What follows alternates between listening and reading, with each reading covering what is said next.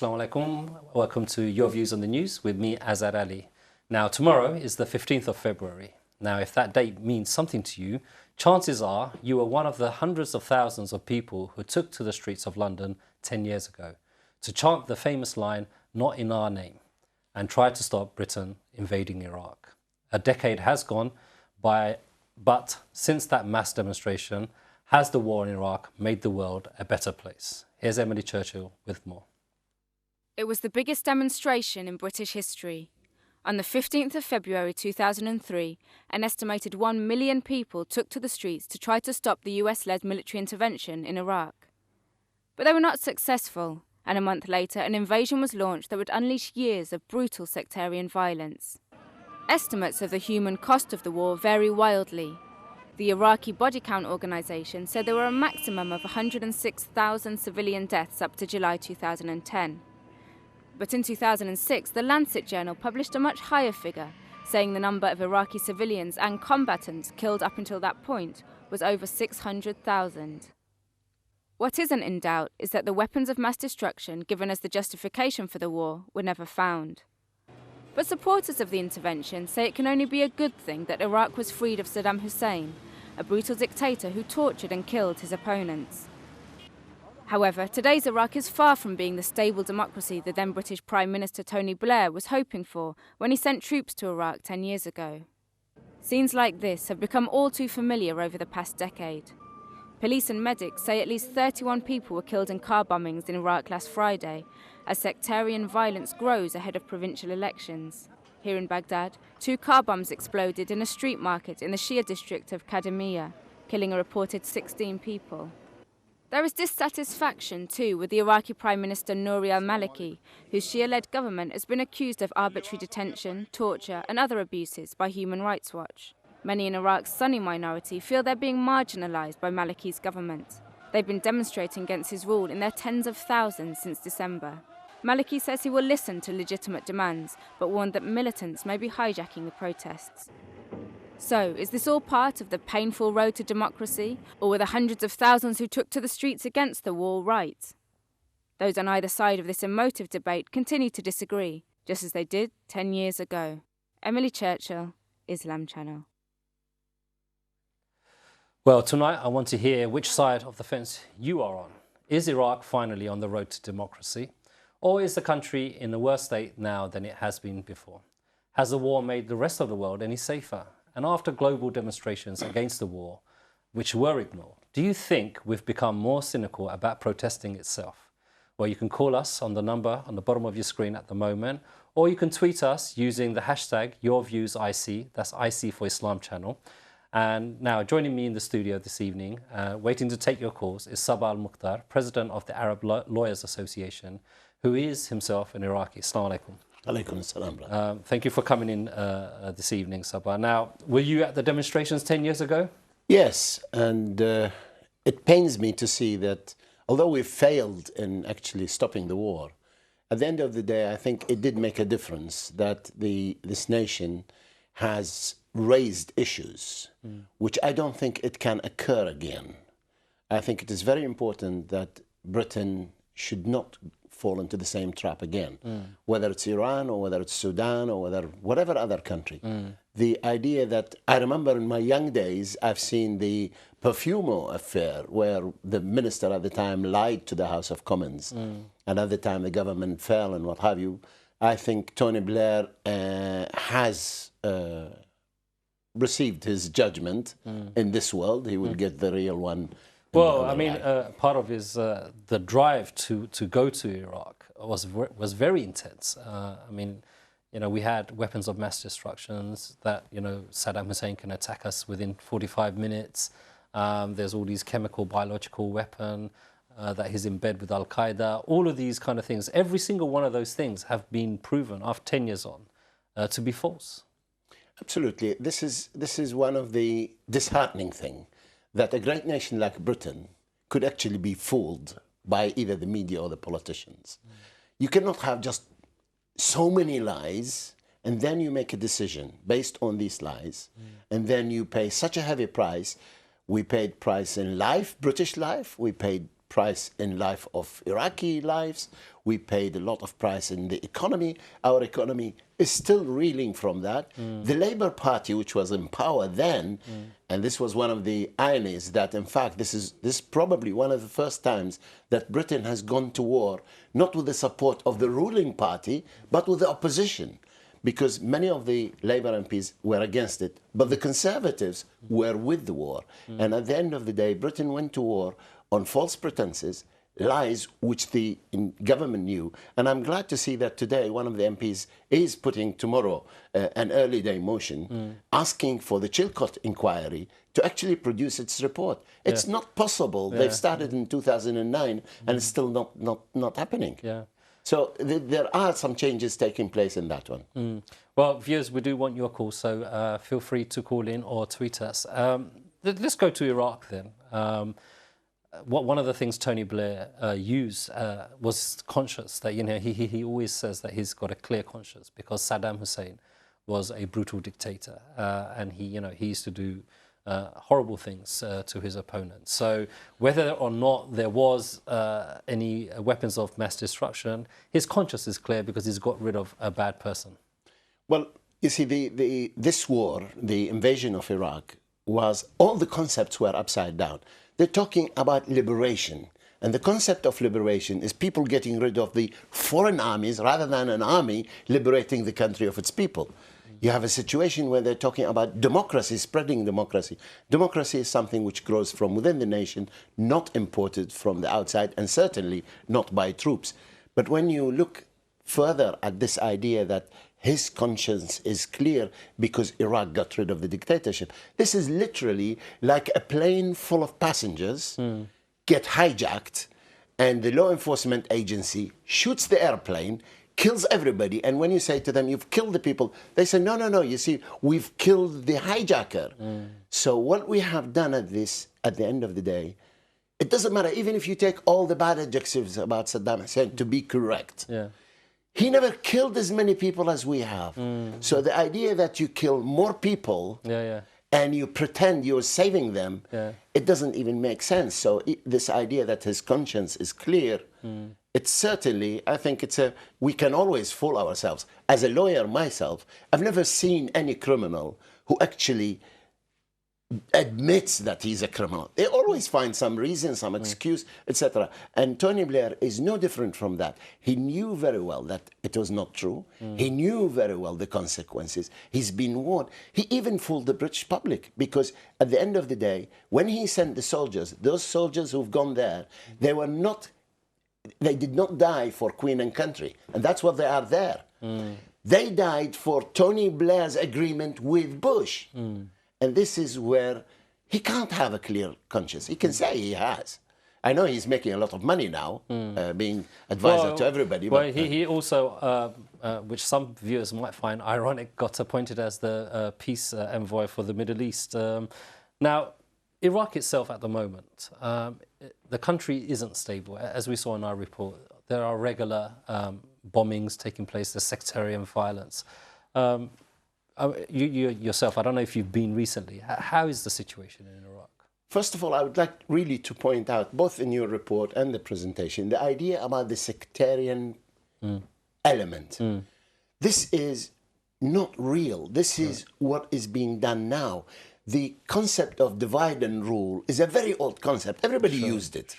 So the Shiites and the Sunnis and the Christians and the Arab and the Muslims and the Kurds and the Arabs have been living for all these years. And I can put a challenge to anybody who can produce throughout the period from the Iraq becoming a state, when Britain created the state, in the modern Iraq, that's in the 27, until 2003, there is not a single sectarian element in the legislation, in the pronouncements, in the laws, in anything.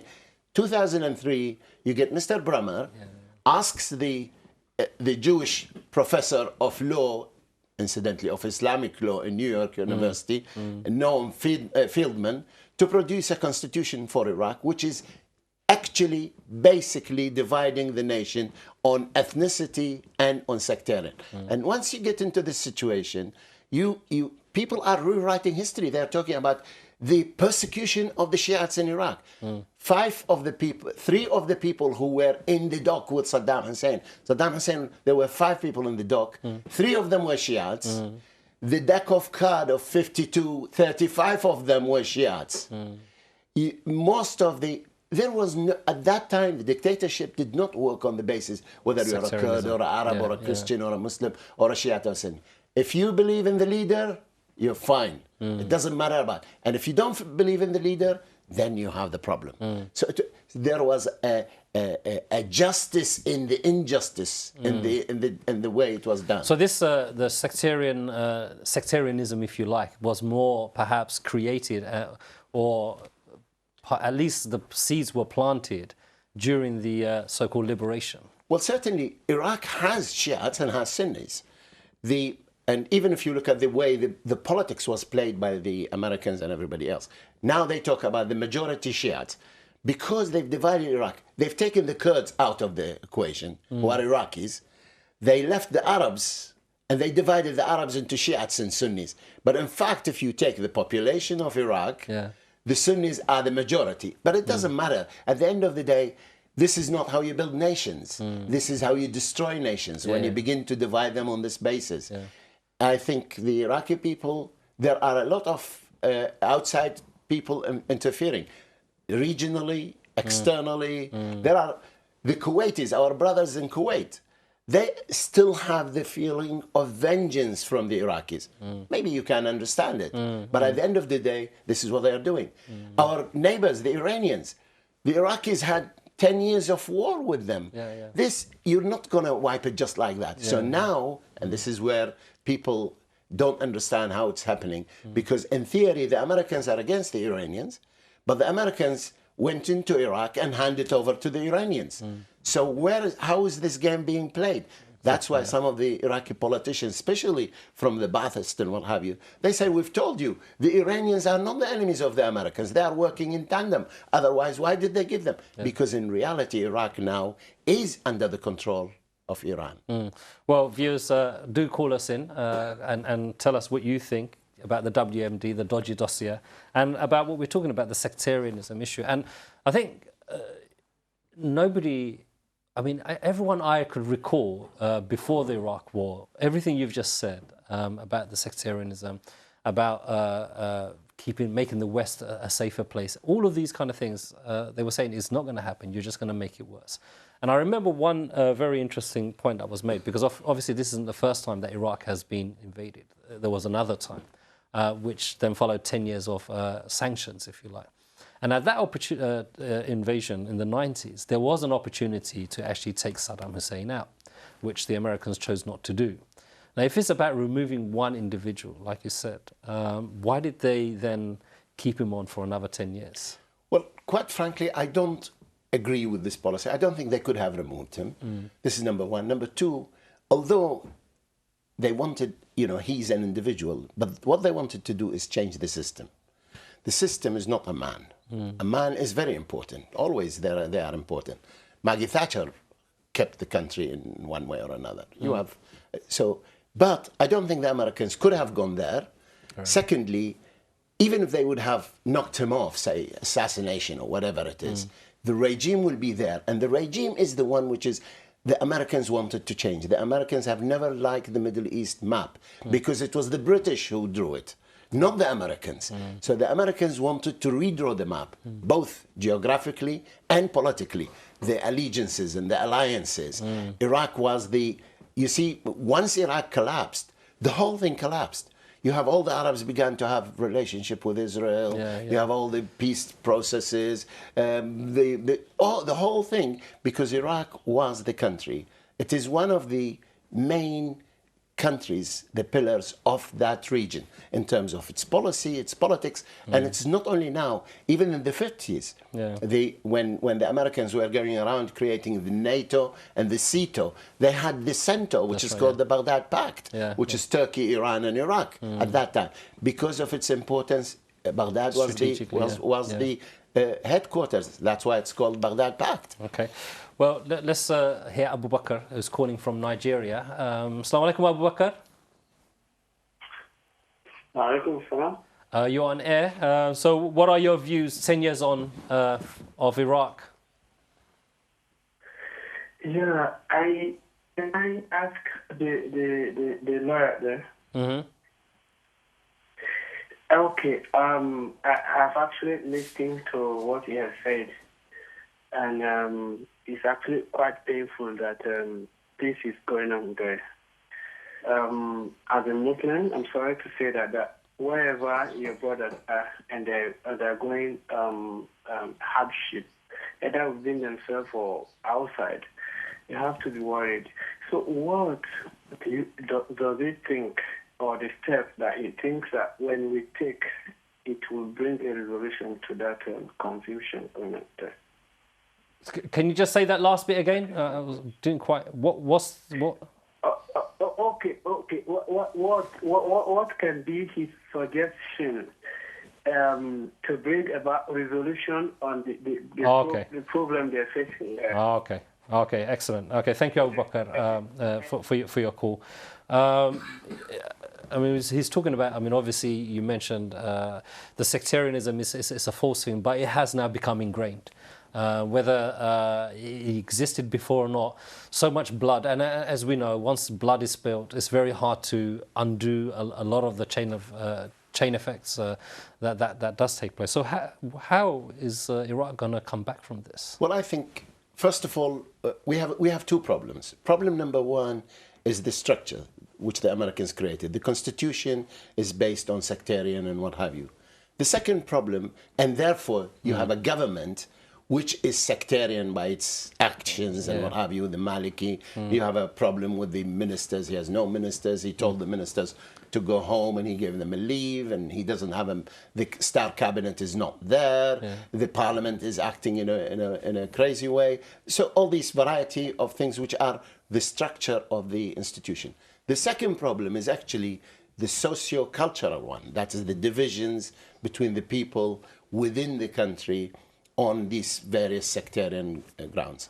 So these two problems, you have to look at them, how you remedy them. I think in terms of the people, we have now a real uprising in Iraq, which is now in about at least 6, 7 governorates of Iraq. Some of them are the larger governorates, the Western one, what have you. The media always describe it as the Sunni uprising, but in reality, it isn't the Sunni uprising. It is an Iraqi uprising. It has no sectarian. It's making the demands that all the Iraqis wanted, whether they are Shiites or Sunnis. Okay. Now, sorry to interrupt you. Let me ask you to pause on that, because I've got quite a few callers waiting. So let's take a few more, inshallah. Muhammad from Nigeria is online. Assalamu alaikum, Muhammad. Muhammad. My view is that the thousands of people that went on the streets of Britain to fight for the Iraqi government. Can you say that again, Muhammad? We didn't understand. Say that again. The thousands of people that went on the streets of Britain to fight for Iraqi did their best, but inshallah, Allah will reward them, and may Allah serve the Iraqi people. Okay. Thank you for your call. I'm not sure if the line is clear from Nigeria at the moment, because we didn't really hear all of that. But let's go to Arfan from Bradford. Assalamu alaikum. Wa alaikum assalam. How are you, Akhi? You're on air. What are your views? Okay, assalamu alaikum. Thanks for your program. Salam. Thanks to your respect. Quickly, I just wanted to ask a question. It keeps coming to my mind. I mean, the special guest mentioned about Americans and Iranians apparently claiming they are enemies of each other. Americans invaded Iraq, and then what they did, they just left it. They gave it to Iran to rule it. I mean, I can't resolve this equation. How come Americans and Iranians are enemies of each other? Americans invaded Iraq, and then they just passed it to Iran to rule. I mean, he's right in one hand, in the other hand, it's really hard to make sense. So can we ask him to explain it a bit more? Sure. Okay, Arfan, I definitely will do that. Let's go to Asma, who's calling from London. Assalamu alaikum, Asma. Assalamu alaikum. Wa alaikum salam, gentlemen. Yes, I've got 3 questions actually. My first question is, wasn't the war also started by the Kuwaitis accusing Saddam Hussein of taking away the baby's incubators? And also, who now controls the oil, coming out of Iraq? And does your guest think that Tony Blair should be brought to The Hague by the Iraqis themselves, because obviously they're the ones who actually lost most of the victims there. And what role did the Saudis play in all of this? Okay, that's a good number of questions from you, Asma. Jazakallah khair, as usual.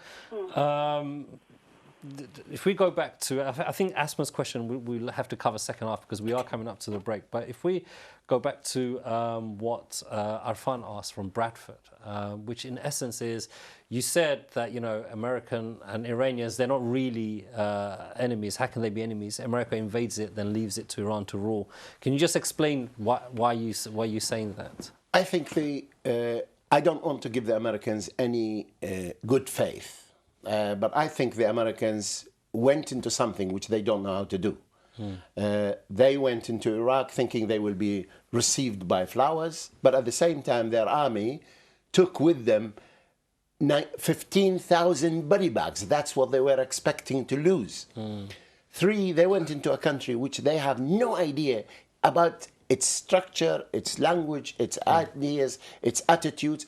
They couldn't do it without the Iranian assistance, because an American soldier who comes from Milwaukee, if he walks in the streets in Basra, he wouldn't recognize anybody from anybody. Saddam Hussein could walk in front of them. If he just wears an Arab gear and have a beard, they wouldn't know him. Who knows that? It's our neighbors, the Iranians. The Iranians can ask a person by his name and they can identify. So the Americans heavily relied on the Iranians on the basis that when push come to shove, we, the Americans, will press the and kick the Iranians out.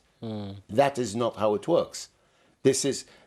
Once you hand the leadership to the Iranians, as they have done, because they couldn't do it without it, obviously, plus some traitors, of Iraqi traitors and some other Arab people who came and helped. But at the end of the day, once they handed them the control, they realized that they can no longer take it back. And that's how they end up with the Iranians having it in their hands. And I suppose, but still a lot of people saying, like, Iran is being always threatened by America. So are you sure? Well, certainly, I think, to start with, I think one would have to understand that Iran is a regional power, and it wants to be a regional power.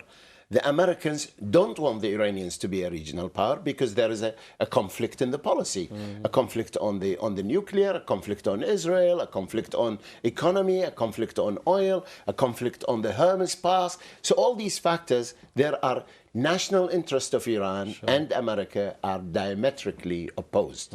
So they don't want them to be a power, but by necessity, Iran is a power.